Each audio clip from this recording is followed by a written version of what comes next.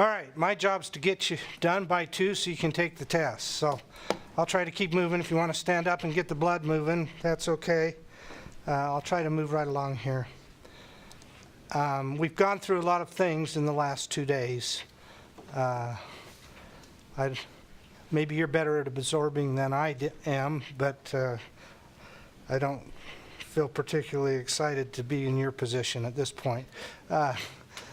But hopefully we've gone over some of those things several times that have kind of helped drive in the principles, and that will help as you take the test. So to stand back and look at what we've done, let's ask a couple questions, and you're welcome to shout out answers.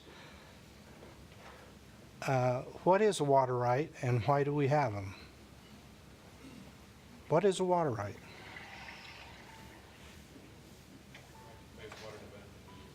What? Okay, let me be a little more specific. So a water right is a right to divert water from a source and place that water to beneficial use. Okay? Why do we have water rights? Kurt tried to give you that answer earlier this morning. And make sure we don't exceed what we physically can have. So the answer was make sure we don't exceed what we physically have. To protect all the users, and that's the point I'm trying to drive towards, is to avoid chaos, because we live in an area where there's more land than water.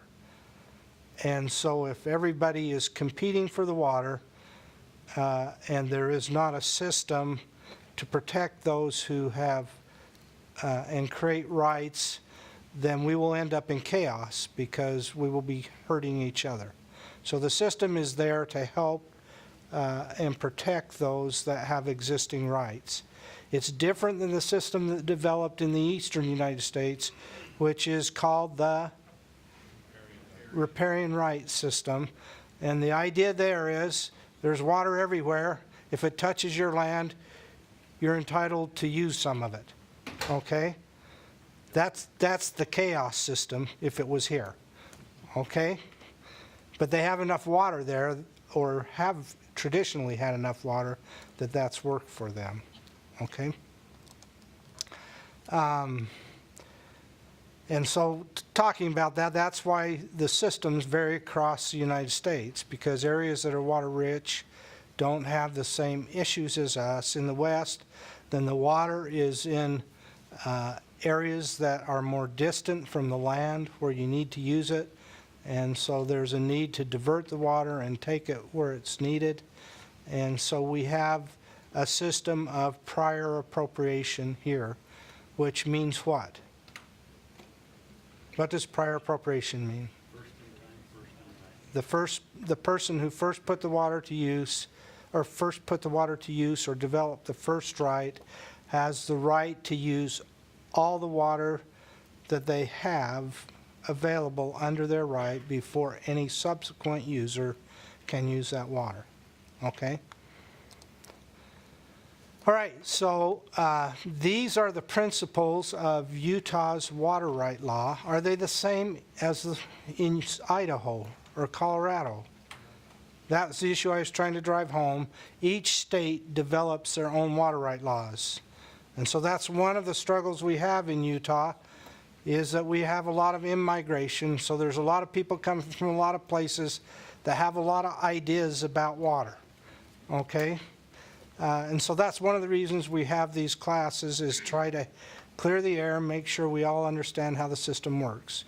The basic principles is that water is a public resource. Rights are limited by beneficial use. Right is a revocable use, meaning that it can be forfeited if you don't continue to use it. Beneficial use becomes a public use. Let me talk about that for just a minute.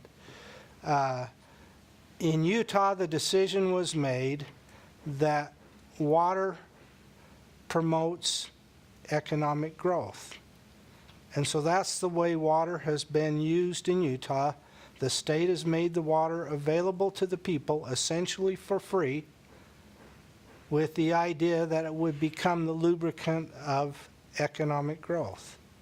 So that's the system that we have. So if you put it to beneficial use and produce something and do something useful with the water, you're helping our economy. If you're just wasting the water, you're not helping anybody, okay? That's not a public good or use, but if you're using it beneficially, it's public use.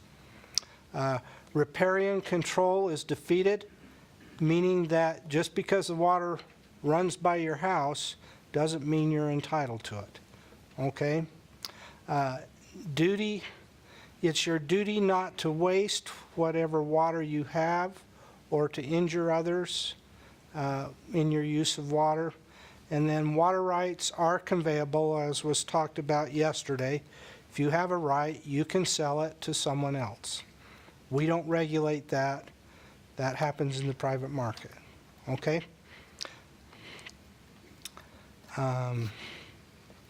When do you need a water right? You want to use the water.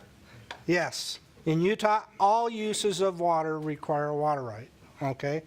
How do you get a water right? File an application. Good.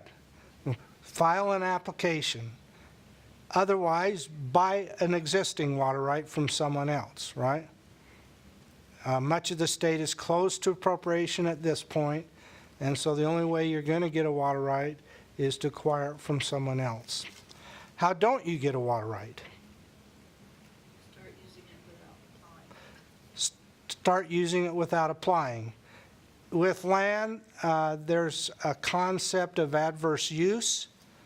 That was going on early in Utah statehood, but it was banned by statute in 1937. So if you're planning to claim adverse use, you're in for an big uphill battle, okay? What else might you get if you try that method? Enforcement, okay?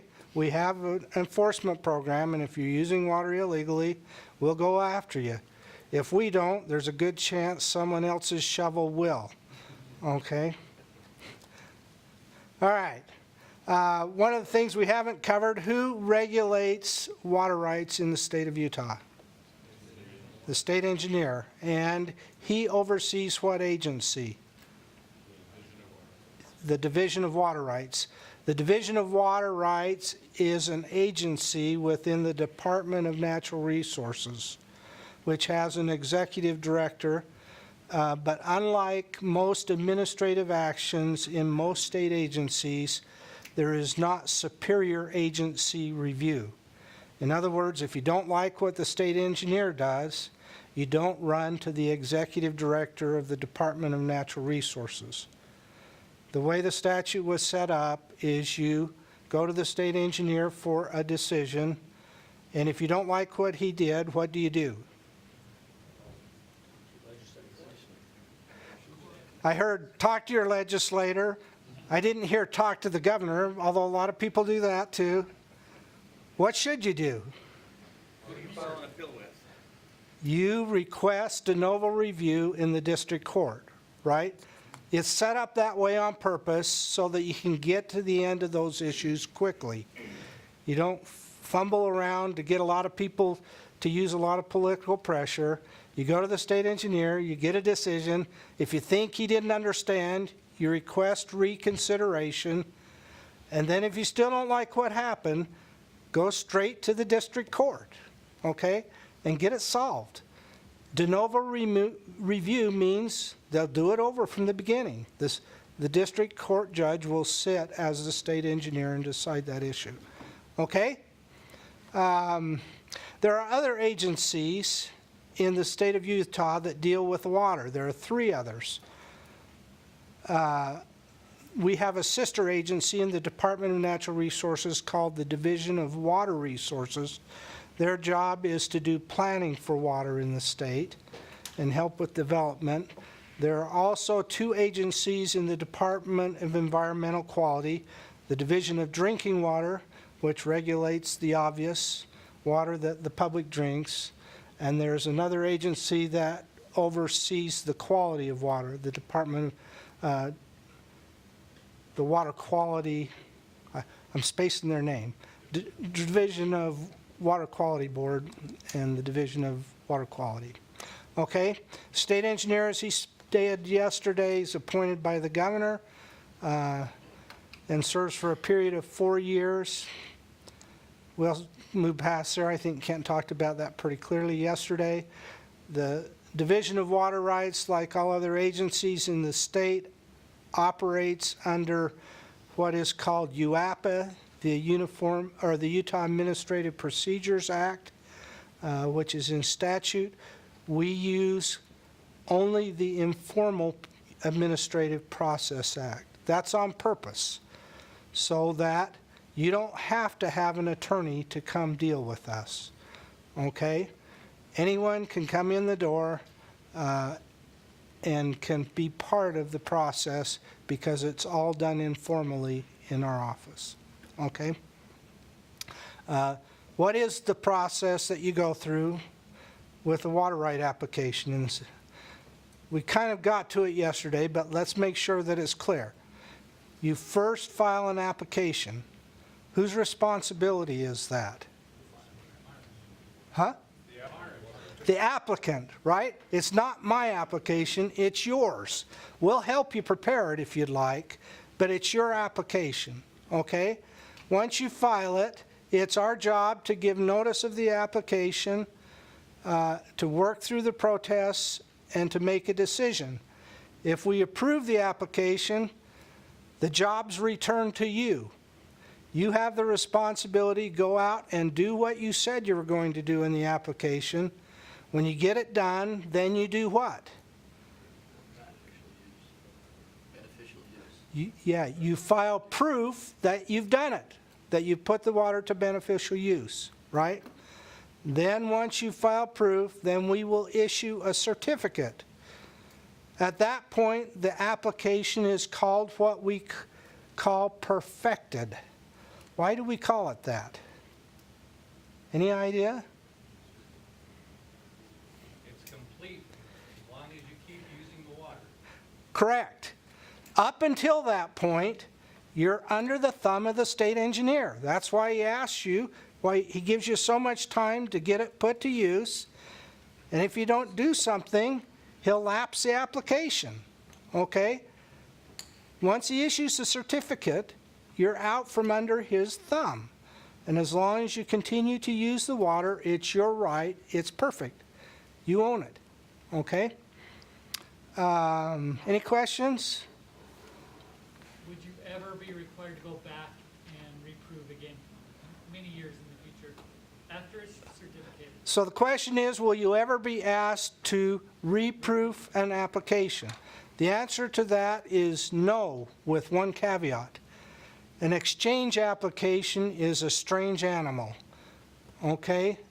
What it really is the opportunity to trade water with another water right. And so it's an ongoing option, and as times change and situations change, a proof isn't actually required with an exchange application under the statute. It's a practice we've developed, and we issue a certificate to tell you you've done it. But the whole goal of exchanges is to keep current on what is going on. So in that one particular instance, we may come back and say, it's been a long time, we're just checking to make sure it's still happening the way you said it was. Okay? Yes? What was the acronym? UAPA? Utah Administrative Procedures Act, the acronym for UAPA. I'm trying to restate the question so you don't have to run out there. Yeah? So if you lease a water right, say from, so if you're leasing a water right, say from Weber Basin or something, and you issue the certificate after proof, does that go to you, or how does that work? On an exchange, are you asking? Yes. Okay, on an exchange, the certificate will come to whoever has the exchange, which would be the person, not to Weber Basin. Did I get that right? Any other miscellaneous things? As we stated, we have appropriation policies. I may have slept through this yesterday, but on our website, for every area in the state, we have an appropriation policy. We have the state broken into areas based generally on hydrologic boundaries. And you can go to our website and look exactly at what the state engineer thinks how water should be managed in that area. Some of them are closed, some of them are limited. That information is all publicly available, so as you file an application, you know what to expect, okay? We do some water resource studies to help guide that and know where we're at. We talked about terms yesterday. What is duty? How much a certain element needs. So, yeah, let me give you a little history. Maybe it'll help you figure out why we use that weird word, okay? Early on, when people were trying to figure out how much water you should be able to use for what use, the concept emerged that water performed a certain duty. So if you wanted to grow a crop, water's duty was to grow this much crop. And that's where that word came from. We almost use it in the inverse now, but that's where the word comes from. So when you think duty, you should think how much water is reasonably necessary to accomplish this use, how much reasonably needs to be diverted to accomplish this use. Or said another way, it's really the maximum amount that is reasonably necessary. If you need more water than that to accomplish that use, you probably ought to think about how you're doing it, okay? Depletion is the same as consumptive use in irrigation. It's the amount of water when you apply it to the use that is lost from the system. Okay? If you use it in irrigation, presumably you're doing that to grow a crop. In growing the crop, part of it evaporates, part of it grows into the growth of that crop and is harvested and is gone. Okay?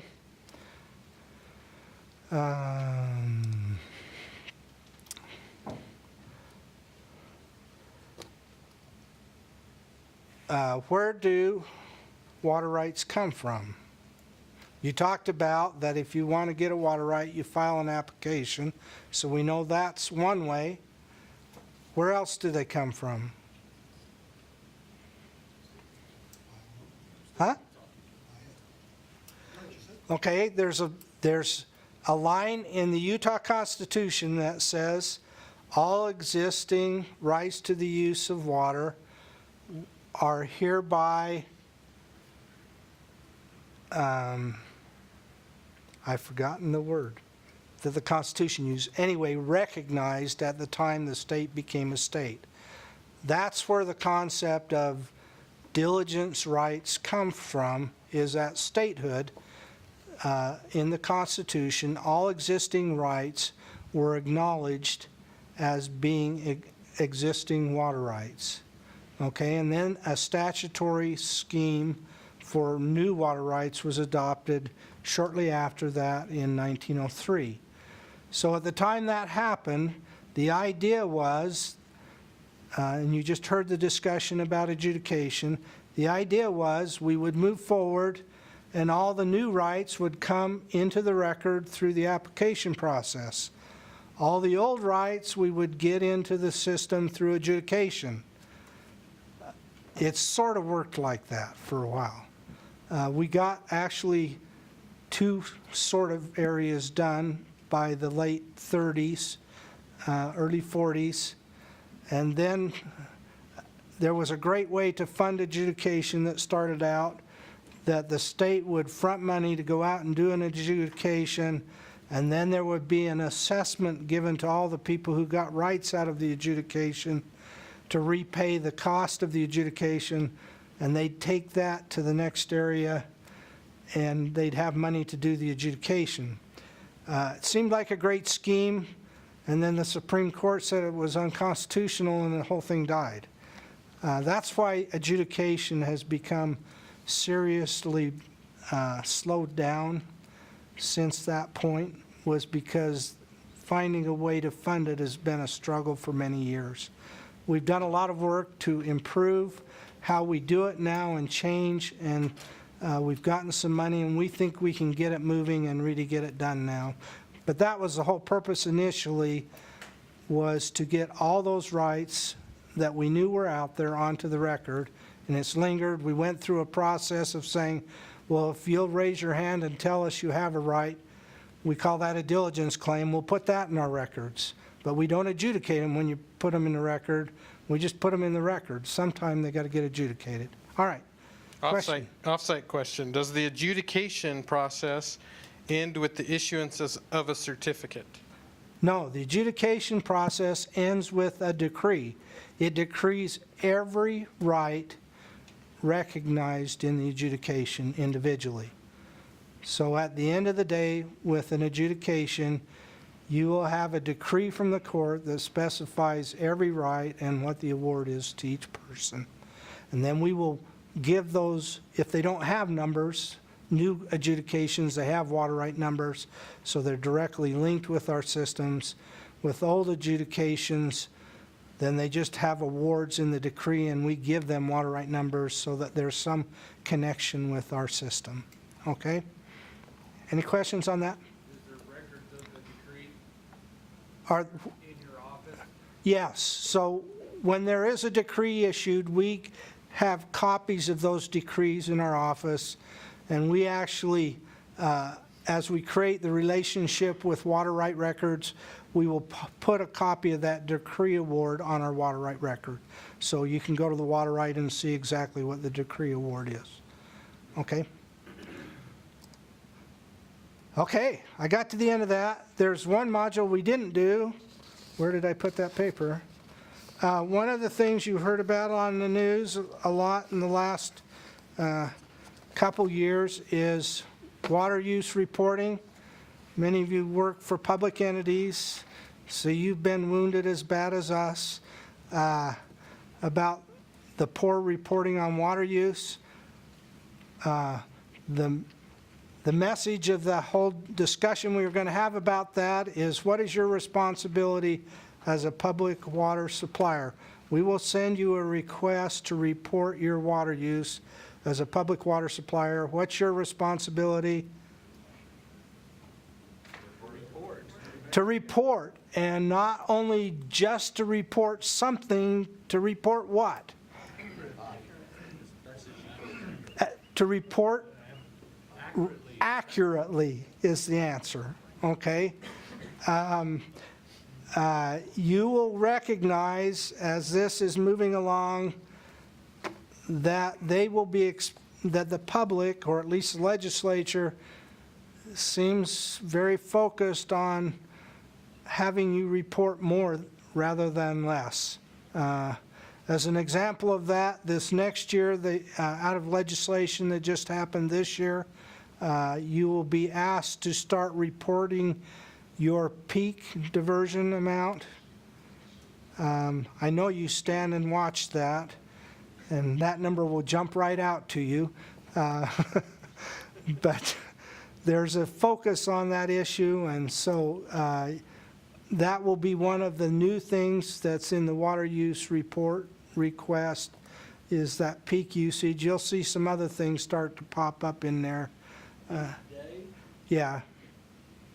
Sorry, wasn't very clear about that, but your peak daily usage. So, all right. All right, let me just hurry. I've got about 10 minutes here. Let me hurry and get through here. I noticed a couple of things. That one we've answered. That one we've answered. That one we answered.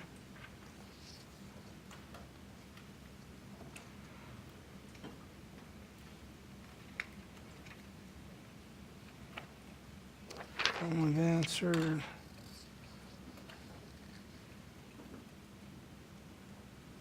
So what is we talked about what a perfected water right is. What's an unperfected right? One in process. One that hasn't been issued a certificate, right? Okay.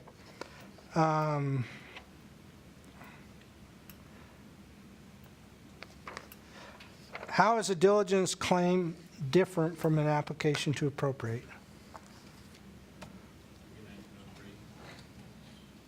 Okay, it's based on putting water to use that rather than making application. The primary issue is a diligence claim is a recording with our office of your claim to the right. We don't make a decision on diligence claims. It's just your claim. If you file an application, we make a decision on an application. Now, under the latest revision of the statutes, when you file a diligence claim, then we go out and investigate the claim, and we will prepare a report that gives our opinion about the claim. Okay? But it's not a decision. We can use it in our decision-making processes.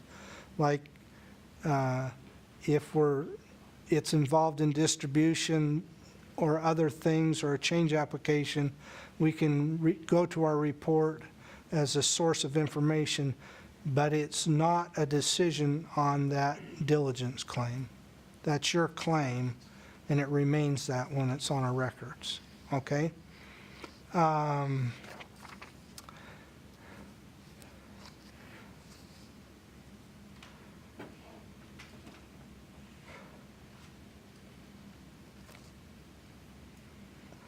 Are all water right applications advertised? Which ones aren't? So temporary change applications aren't advertised, and we didn't talk about that much yesterday, but let me just elaborate a little. When the change statute was modified 3 years ago, one of the things, the big complaints was temporary changes were taking too long to get done in our office. And so the statute was purposely modified to make change applications, temporary change applications, since they are just for a one-year period, something that is just on the state engineer to get done. Okay, so when you turn in a change application, temporary change application, it's on us to investigate and decide if it's going to hurt anyone. If it isn't, our job is to get it out the door. Okay, and so they're not advertised. And we're finding we can get them out much more quickly that way. Everything else is advertised with one exception, and that is small domestic rights, which was talked about yesterday. It's a home up to 1/4 of an acre and 10 livestock at our discretion don't have to be advertised. Okay? Some areas they are, some areas they aren't. But otherwise they are all advertised. Okay?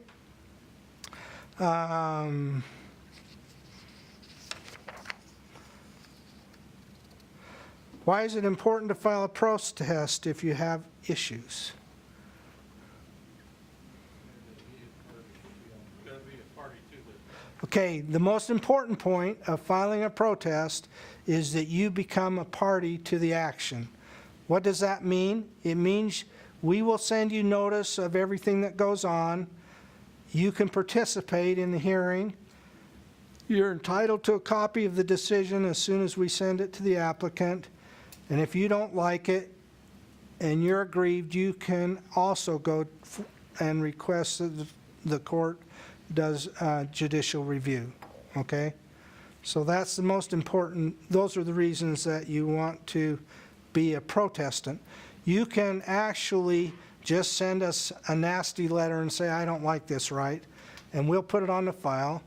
You can actually come to the hearing and say you want to say something, and we'll probably let you, okay? But that doesn't make you a party, and once the order is issued, you have no rights of appeal if you do that, okay? But it's $15 cheaper, All right.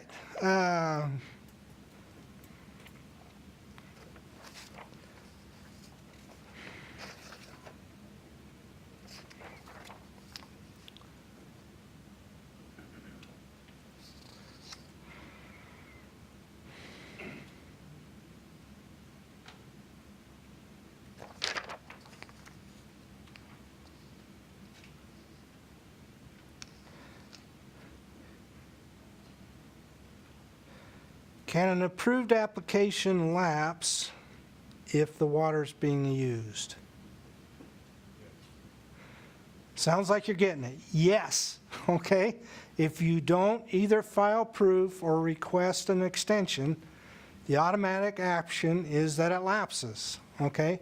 You have 60 days, we'll tell you it's lapsing, and you have 60 days to reinstate, but you automatically lose the priority in that process. So don't be dumb and say, he doesn't matter. Respond to extensions requests, okay? All right, I think I'm out of time. Any other burning questions? I think you've mostly gotten answers to most of the questions. I've tried to keep track of as we've worked through, and I didn't give you the hint as we were doing that. If I thought we missed the answer as the presentation was given, I tried to prompt so those answers would come out. And so hopefully you'll be in good shape to take the test. Thanks, Boyd. So I know that not everyone in here is going to be taking the exam.